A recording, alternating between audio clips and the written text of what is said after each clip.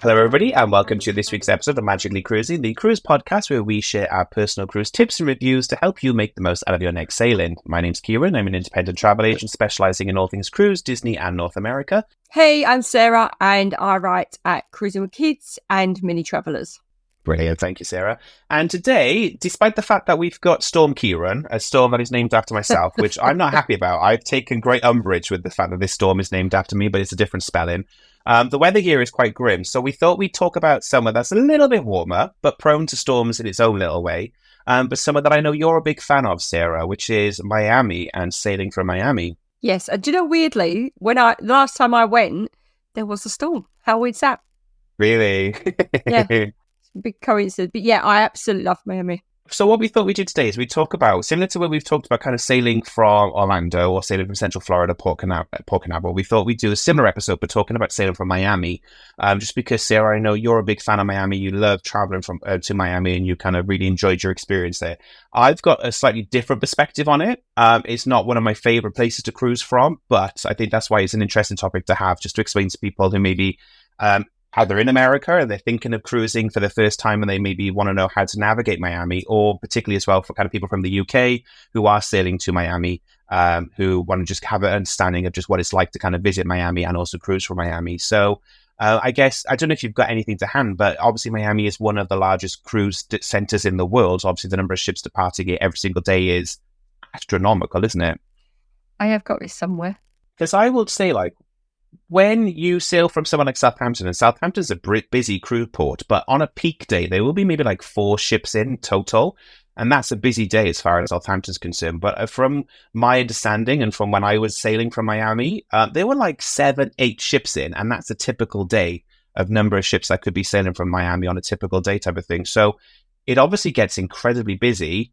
And it is just such a big popular port. So there's a lot of things you need to be aware of, isn't there, when you're kind of approaching Miami terminal and kind of navigating it. And it is the world's second busiest cruise port, and it had in a year over 4 million passengers. And I think when you looked at it, it was like Southampton's in the hundreds of thousands. It's astronomical, the difference of the Florida. All the Florida cruise ports are the biggest in the world. They're the busiest.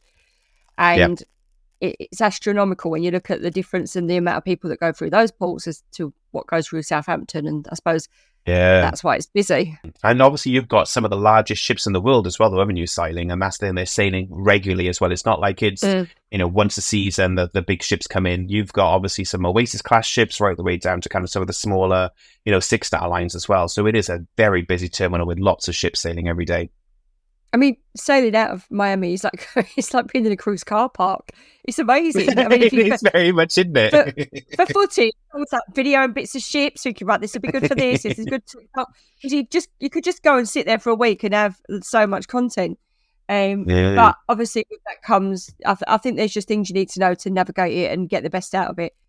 I mean, for example, flying in. I think it's the worst airport I've ever flown into in my life. And every time we've flown into Miami, it's the same. It takes 3.5 hours to get through customs. Have you ever had any experience with that? No. Well, I've flown into Miami twice. A very, very, very first trip back when I was like 20. So we're talking 20 years ago now, was into Miami. So I have very few memories of it other than just this really random story, and it is random, but my first ever time going long haul, first ever time going to Miami. So I was a bit like overwhelmed and a bit kind of sleep deprived because obviously the time difference from the UK. And as we're going through the customs area, the security guard was saying to me, "Oh, sir, can you undo your top button on your trousers type of thing and undo your belt?" So I was like, "Oh, yeah, sure, no worries." So I undid my belt. She's like, "Oh, sir, can you just undo your top button?" I'm like, "All right, okay, where's this going?" So I showed the top of my underpants. And she was like, "Okay, sir, can you please pull your pants up? Pull your pants up." So I'm stood there in security, sleep deprived, pulling up my underpants. And I'm literally pulling them up higher and higher. She's like, "Sir, your pants, pull them up." And I'm like, "I'm pulling them up. I'm pulling my pants up." And she was like, these. And I was like, "Oh, my trousers." Like, that's my one and only memory of Miami Airport, was just being in customs, pulling my underpants up to my nipples. But no, and like the second time I did it was literally this year, but I did it with Virgin Voyages, so it was on a hosted trip, and I have no bad memories from it, but I think it's because we were kind of being guided and hosted, so I didn't really have a bad experience. They did all the driving for us. So we had like a coach that took us from the airport to our hotel. And then equally, then we stayed on the coach and we went from kind of the hotel to the cruise terminal. And I guess being greeted by Virgin Voyages at their own terminal, because obviously they have their dedicated terminal when they sail from Miami, I think we kind of got the VIP track. So our experience getting to the terminal was really easy.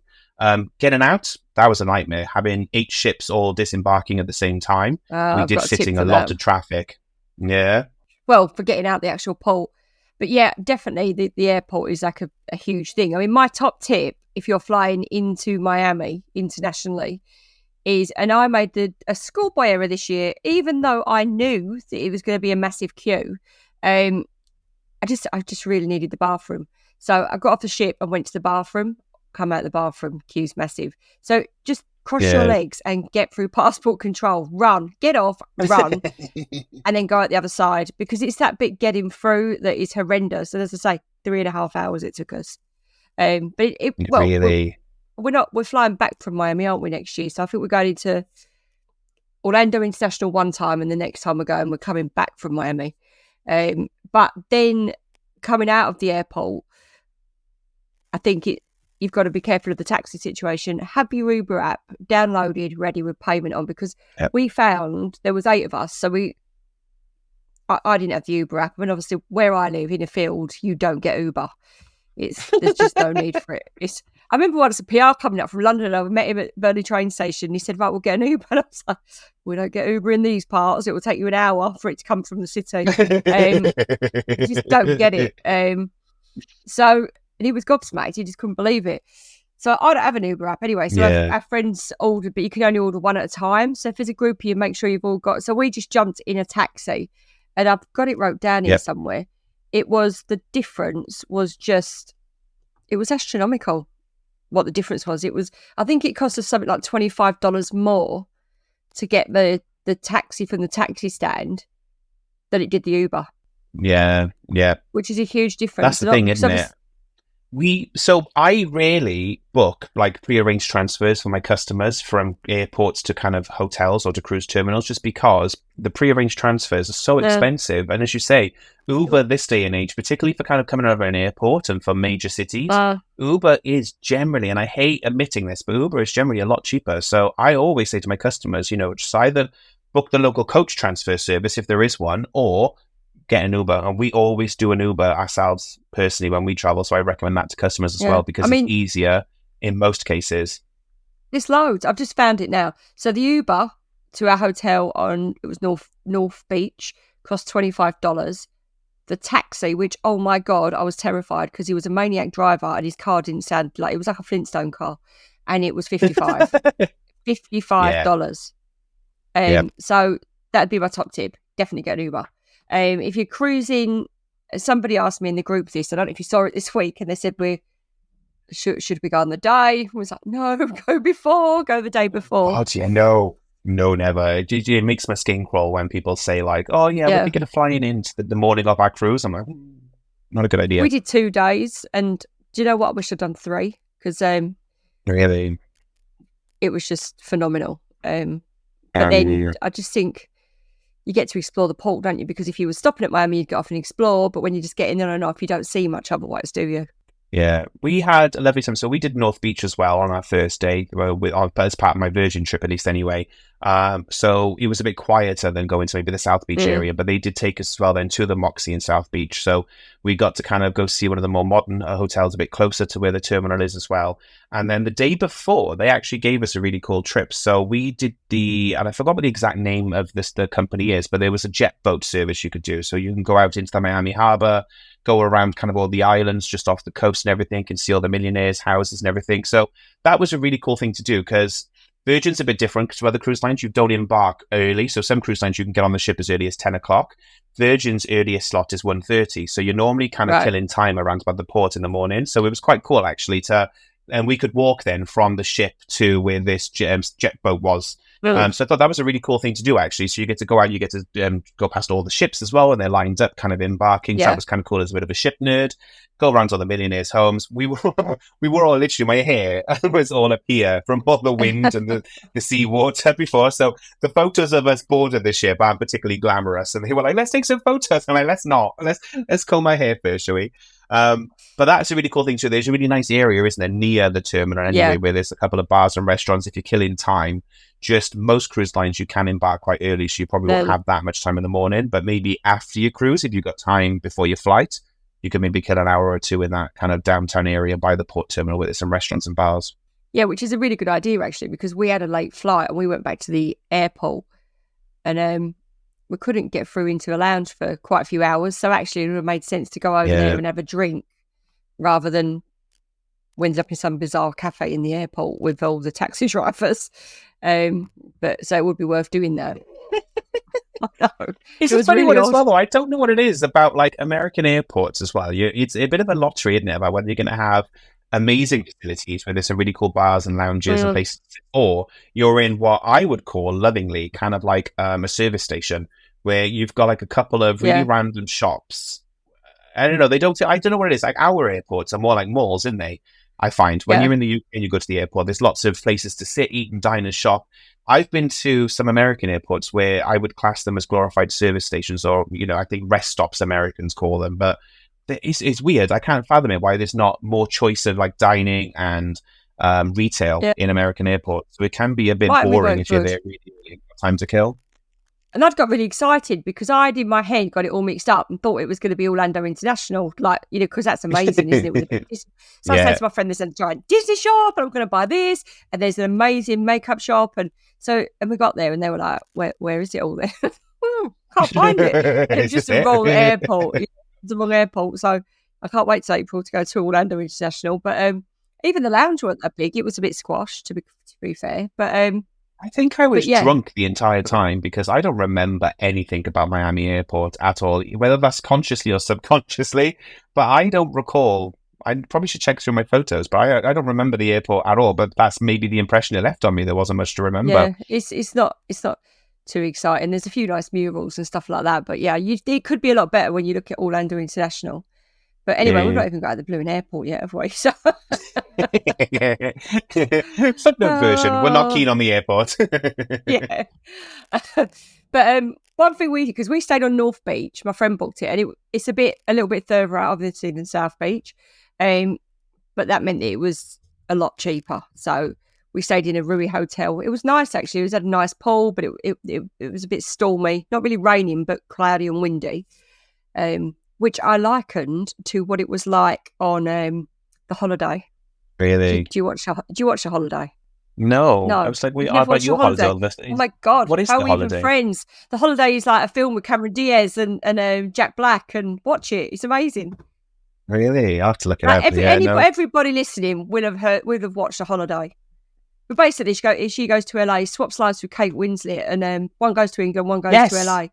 Yeah, yes, I've seen it. Yes. So it's like was like that stormy weather. That's what it was like. That was the point I was getting to. So it actually forced our hand because we'd have spent the day laying on the beach or around the pool. Because it was like that, I'd researched everything to do in Miami.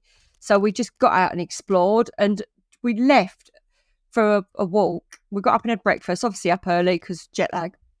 Left the hotel for a walk at 9 a.m. and got back to the hotel, I think at 9 o'clock at night. Really? We just went for a short walk in it. We did everything in that day. We looked like hell. We'd been drinking all day. Not paralytic, but merry. But we'd done so much. We just got out and just explored, and it was just one of the best days ever. That's the cool thing, though, isn't it? Like that beach as well. So whether you're on kind of South Beach or North Beach, you've kind of got that boardwalk area, haven't you? That kind of goes the entire length of the beach as well. And obviously then you've got kind of a couple of blocks then away from that. There's loads of bars and restaurants and hotels and things like that to kind of pop into if you wanted to. So yeah, you're right. There's definitely loads of option type of thing. And then if you want to head to kind of more the quintessential Miami vibe anyway, then South Beach is where it's going to be. That's where you're going to find all the Art Deco buildings with the neon lights type of thing. So we've done both. So I've stayed in North Beach and we've visited as tourists type down to South Beach. And yeah, it's beautiful. And there's no denying it is absolutely beautiful and it's iconic. And that kind of Miami vibe that everyone kind of raves and that art style that is 100% in full force, kind of pretty much through the whole of that kind of Miami Beach area, isn't it? Well, we walked down the beach and because we thought about, well, we'll just walk to South Beach, which obviously took a long time, stopped for a wine a few times. Because for me, a real big deal was seeing the beach huts. That was like my one thing I wanted to see was a pink beach hut. And it was opposite our hotel, so we were well lucky. So we walked down. And then when we got to South Beach, we went to like the birdcage, which is famous for a movie with, is it Dustin Hoffman? And then there was this bar and it was 12 noon on a Saturday, and this bar was just banging. And it was a drag queen bar. And all our friends were like, let's go in. I was like, oh, I don't know if I'm going to like it. I don't know if it's my cup of tea. And we were in there for 2.5 hours, and it was just amazing. They had this massive show. They did this bottomless brunch. And if you go in, it's called the Palace on South Beach. And I mean, honestly, I thought, like, Chris, my husband, I just didn't know. I didn't think it'd be something he'd really enjoy. And all his friends, and honest to God, it was mesmerising, this show. These ladies were stunning and swinging from rafters, and it was brilliant. It was just such good fun. So we all had a table, we all had loads of drinks, really enjoyed the show. So if you're going to South Beach, then book the bottomless brunch. We were just like spare parts, like milling about and having drinks, but definitely worth doing that. And then from there, we decided that we wanted to see a bit of Miami. So we called an Uber and we went down to Windward Walls. Have you ever been there? No. Oh my God, right. So we're driving there and my friend's husband's going, what have you brought us to? Like, what is this? And it is in the middle of the projects. Just, really? And as you drive through, you know, like when you see it in the films, it's like that. And we drove through and they're like, what? You know, you sat why are you here? Like, oh my God. But I'm saying, I'm sure it's amazing because everything I read says it's amazing. And you get there and it's basically the government or the Miami Council or whoever it is have decided to regenerate an area, and they've brought all local artists and they've painted. Did you see my picture of my French bulldog? I've seen your pictures actually now. Yeah. And it's a massive area and they've completely regenerated it, and there's street art and there's painting and there's like a food market and food stalls, local crafts. It's huge. There's an art gallery. And cool. If you do one thing in Miami, you've got to go to the Windward Walls because it is incredible. It is just, and you can do a tour. I think you can get one of those people on a bike with a hood. What are they called? On a bike with a hood. Yeah. So the man rides the bike and there's Did you get a tour from E.T.? A little man riding a bike and he's got a carriage on the back with a hood. What are they called? A rickshaw. I mean, like what? Yeah, that. And you can get one of them and it takes you all round. But then you can go and have like the food. Oh my God, it was just, I'll go back again. It was definitely worth doing. So one thing I will say, Miami is like this melting pot of culture as well. So obviously you've got kind of Floridian as well. So you've got all the Floridian food. So if you kind of go down to the Key West area, Central Florida, there's an amazing food culture there as well, just for kind of that southern, Floridian flavors. But then when you mix in as well the fact that the connection to kind of the Latinx community and the Latin community as well, you've also then got that amazing kind of Caribbean vibe, that amazing Mexican vibe coming in as well. So there is so much food culture and so much music and art culture as well. That's kind of very multicultural, very multi-influence type of thing. And it's really cool to kind of see that and see that more authentic side to Miami rather than kind of, and I love downtown Miami, but it's very cool to kind of see the more authentic side of it, whereas actually what the locals showcase of Miami rather than kind of the vibrant, modern, contemporary Miami that we see a bit more on TV type of thing. Yeah, we stopped at Little Havana on the way back at night. We just got Ubers then. And again, amazing atmosphere. And I think that's the thing with Miami. You've got to go and see all the different things and experience it. Oh, it's not just one thing, is it? And that's what I just went thinking. I'd been before and we'd been to a hotel, not really been at the hotel, sunbathed and then got on the ship.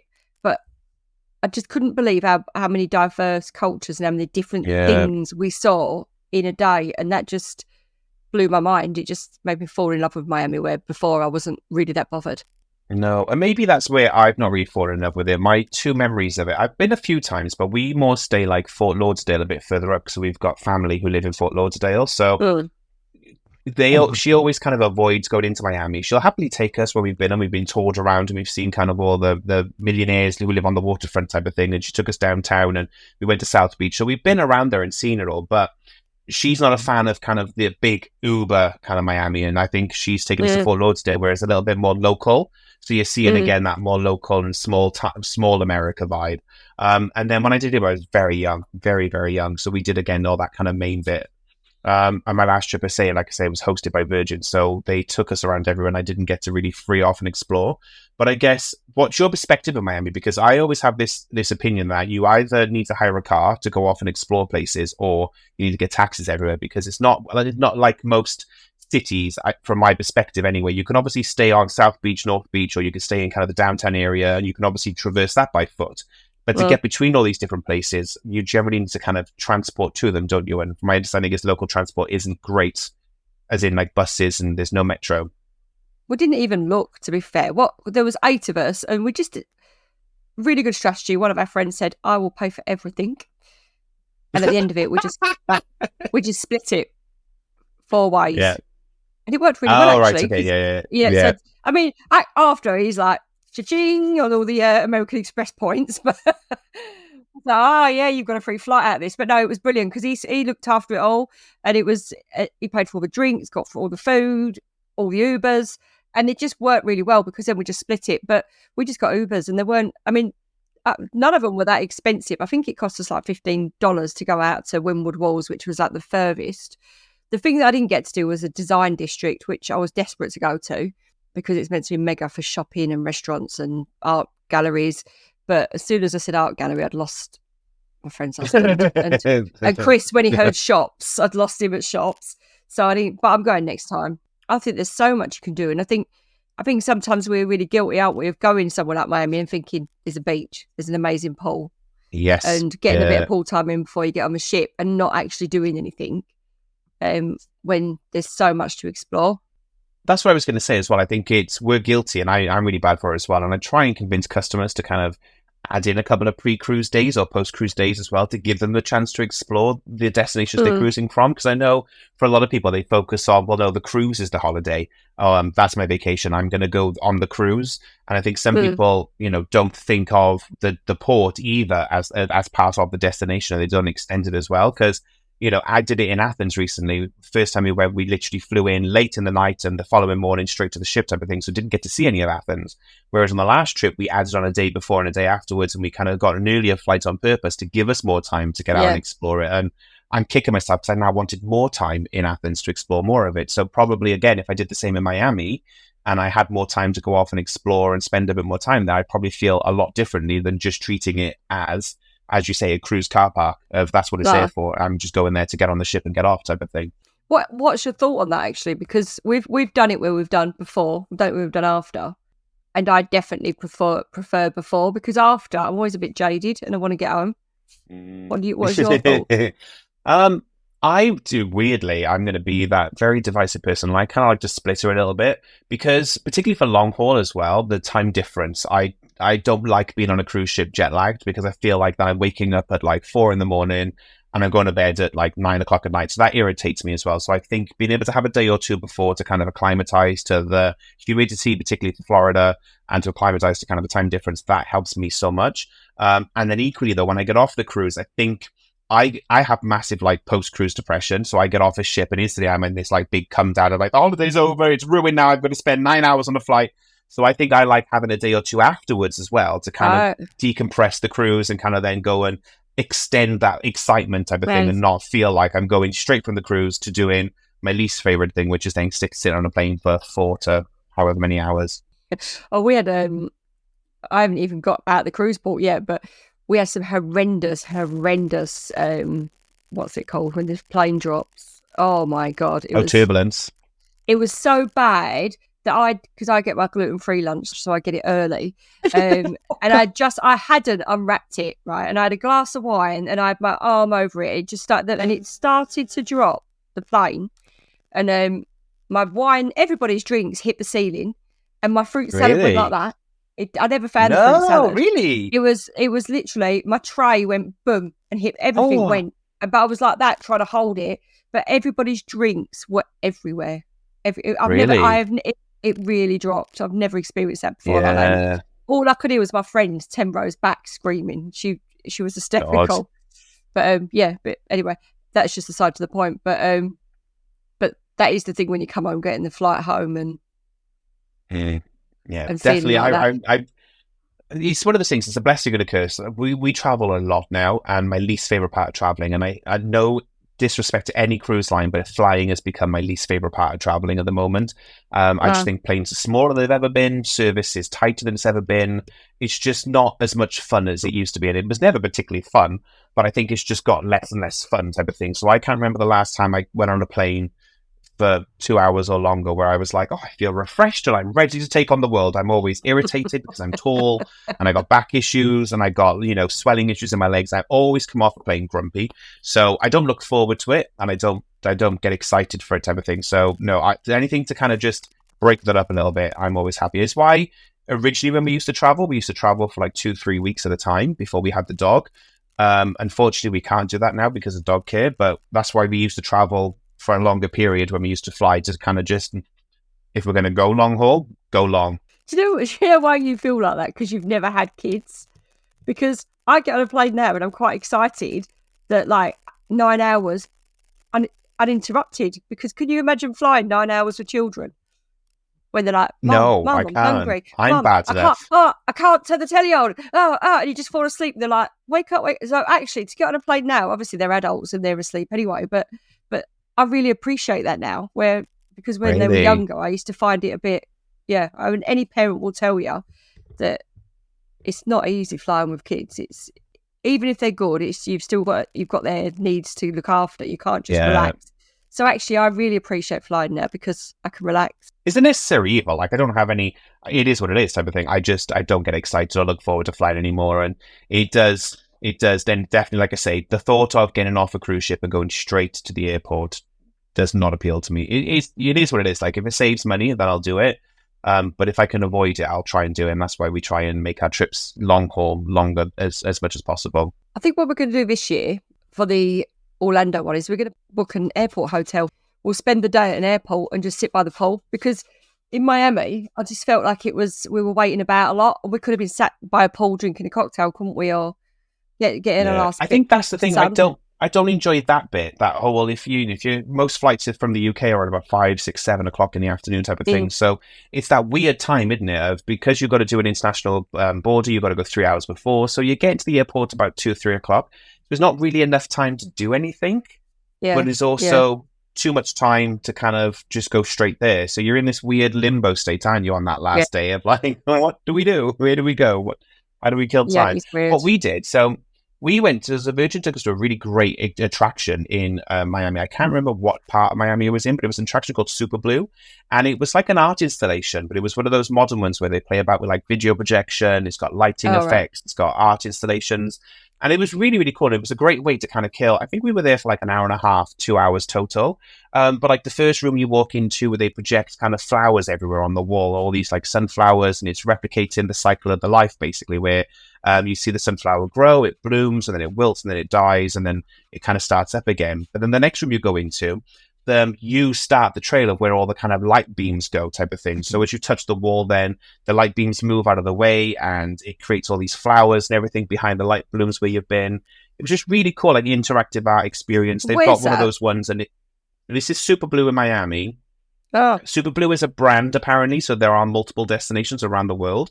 But the one we did was in Miami. It's on my Instagram if anyone wants to hunt down the pictures. I did a reel as well about it when we were there as well, so hunt that down on my Instagram. But one of the ones that like you've done this probably on Anthem, where you can put your hands on the pads and it reads your heartbeat. Then the lights pulse. So they've got a giant room version of that basically, where there's like 1,000 light bulbs above you.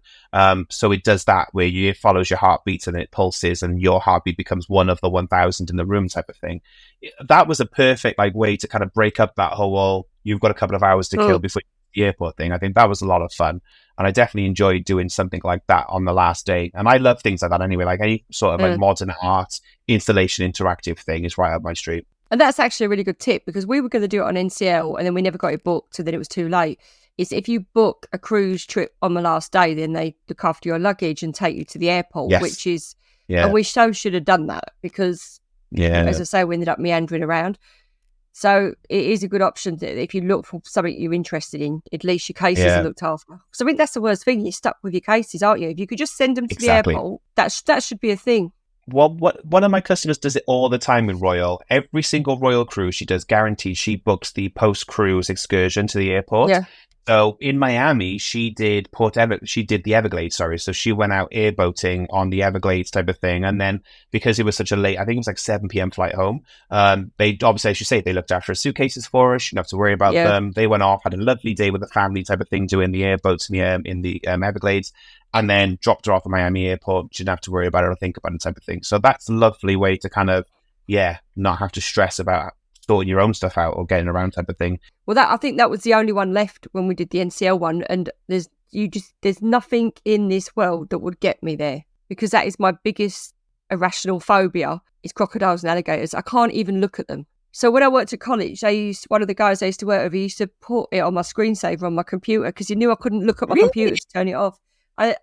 No way. But before I go, I start having nightmares about them. No. They knock me sick. And I think it's from when the boys were little. I read somewhere that they used to eat small children, or they could eat small children. And I think it's because I weren't bothered about them before. I used to watch Crocodile Dundee, no problem. Can't watch it now. It's really weird. So obviously that's a thing to watch out for. I've been to Florida like 32 plus times, and I've never once done the airboating excursion type of thing. I want to do it, but it's never been high enough on my priority list of things to actually get the effort to do it type of thing. I'm always finding other things to do. But yeah, I've never done it, and I've been so many times to Florida. If you're that clever that you're still here when the dinosaurs went extinct, you can't be trusted. Simple as that. Simple as that. I will say, and this is unrelated to Miami, but when we did stay in a villa in Orlando, we had a pool in the villa, and every single morning we woke up and there was a gator literally sleeping next to all the pools in Florida tend to be in giant fences with the mesh to stop all the bugs getting into your grounds. But every single morning, without fail, this gator was just chilling out, sleeping next to our kind of fence, if you want to call it that. It's like the metal fence where the mesh is. It was cool. He was like, I don't know, on the screen, if you can see, he was maybe, I don't know what that is, maybe, it's like, I don't know, 2 foot, something like that, 2-3 foot. He was like a little baby gator type of thing. Right. Long. But yeah, every morning we saw him. He was really cool because obviously, and they do say you're never more than so many meters away from a gator in Florida, just because obviously they are the state animal. They're everywhere type of thing. So you don't have to watch. They're more scared of you than you are of them type of thing. But obviously with kids and water, be very, very careful. But they generally really attack adults because they see the size of adults and they're like, you're way too big type of thing. But yeah, every morning then he would see us opening the screen door and he would just then run off into the water type of thing. But that was cool. And I think, I don't know, maybe I've got this weird association with Florida and gators that I'm always like, it's not a trip to Florida unless you see a gator at some point. So I think I've just turned into that person whereby I want to see gators on the roadside or something, like just seeing them in the wild. I'd literally flip. I mean, we stayed at the Miami Hilton, and the airport one, and it's amazing. It's got an amazing pool. It's on a lake, and then we walked out. Chris was like, "Oh, with the kids, let's walk out." It was like a jetty in the middle of a lake with like where people get married. So we walked out there, and then I could see. I was like, "What are those ripples?" And then it says, "Beware." I ran back with Joe. Jack, keep close. They're gonna eat us. And but I'm just terrified. I can't eat. I literally cannot look at them. One thing about Miami was it was expensive. We're actually writing an article on this at the moment that, like, for the price of 2 nights in Miami, you can do a 4-night cruise for what you'll spend for a family, with your drinks and with your tips and gratuities and everything. So when people say that, cruise is expensive, when you actually compare it to what you'd spend, food, drinks, snacks, your hotels, sitting on a beach, because some beaches charge you, don't they, take Ubers. When you add all that in, it's actually cheaper to do a cruise anyway. But obviously, if you're going all that way, you might as well stay a couple of nights before, and you don't go to these places and not see them, do you? The one thing I would say is that the money well spent is when you're coming in, or particularly when you're coming out of the cruise port, get one of the, oh my God, what is wrong with me today? I can't think of words. The men with the trolleys. A porter? Yeah, get a porter. It is worth the tip because they take you, when you've got the queue and you're coming out and it's packed in the port, they take you straight past it. They have their own gate. So that is for anybody going on a cruise out of Miami or any cruise port. get the porter. The porter just whip straight outside. You show your passport, you stay with your porter. It's just so worth doing that. And I'd never not do it now. It is a busy cruise terminal. Like the day we got off Virgin, there were, I think, 6, maybe 8 ships in total. And we're talking, not everyone was a large ship, but we're talking easily, 2,000 packs each, 2,000 passengers, per ship. That's a lot of people trying to get in and out as well. Because bear in mind, these are turnaround ships as well. So people are coming into the terminal and people are getting out of the terminal. And again, Virgin's a bit unique because because you get on board Virgin late, you also get off of Virgin late as well. So that you don't have to be off the ship at like 8 in the morning. You can get off up until 10 a.m. So you're obviously leaving the ship. If you leave at like 9:30, you're leaving as some of the other ships are embarking type of thing. So it's a busy port. There's a lot of traffic moving around. So you just need to be aware of that. Pack your patience and have a plan of how you're getting out of Miami Cruise Terminal as well, because it can be quite busy. And another one that keeps happening as well, and I'm in so many Facebook groups, you just hear so many stories of it's either the marathon that's happening, there's some sort of music festival that's happening, there's some sort of event that's happening that will also have a massive impact as well on traffic to and from the terminal as well. So there's ways you can find this stuff out. Just search for Google Miami festivals or festivals in Miami and insert the name of the dates that you're sailing and just check if there are any festivals or events happening as well, because if there are, you're just going to have to maybe give yourself an extra hour, and I'm not exaggerating, but give yourself an extra hour than you were thinking to do that journey, because we got stuck in traffic for about 30 minutes trying to get out of just the terminal itself, let alone then getting on then to Miami to get to Super Blue afterwards. So it can just add a lot of time if there's another event happening with a backlog of traffic.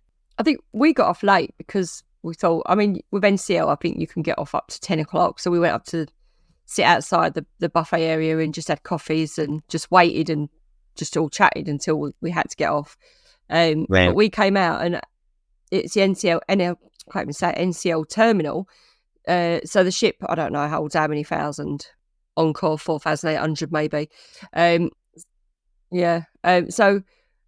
obviously you got all those February, so it wasn't probably at full capacity, but it was busy. So getting off, but then obviously at that time everyone was getting on as well. And it was chaos because we had our cases, but then there were people dropping their cases and they were all going in the trolleys and there was nowhere to stand, and everywhere you stood, you got moved on. But we did manage to get an Uber. So that was, they seemed to have an awful lot of Ubers. So we still did manage to get our Uber and get out to the airport. Yeah, it's just like I said, you just need to have a plan, don't you? And have an expectation of how you're getting to where you need to get to.